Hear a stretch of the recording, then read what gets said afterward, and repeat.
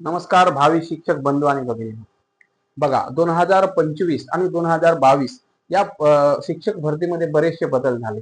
त्याच्यात 2022 मध्ये unlimited preference होते, तर 2025 मध्ये ते पसंती क्रमांक मर्यादित करण्यात आले.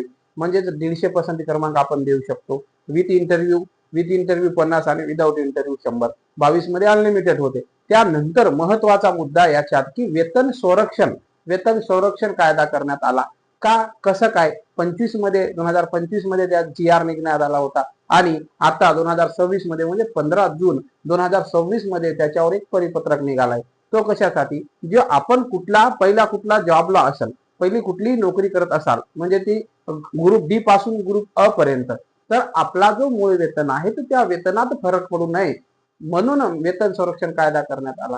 तर त्याच्यामुळे काय होणार आता की जे लोक म्हणजे लिपिक असेल, तलाठी असेल किंवा परिचर शिपाई असेल, ते शिक्षक भरतीकडे येण्यास जर उत्सुक असेल तर त्यांच्या पगारात अजिबात फरक पडणार नाही.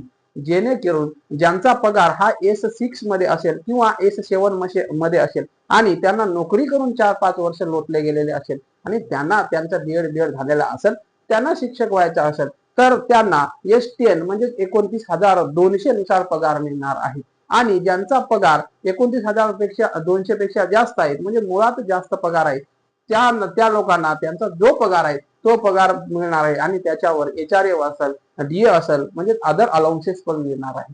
धन्यवाद. अशाच नवनवीन माहितीसाठी द प्रियांशी यांच्या अकॅडमीला YouTube चॅनलला लाईक, शेअर, सबस्क्राईब आणि इंस्टाग्रामला फॉलो करा. धन्यवाद.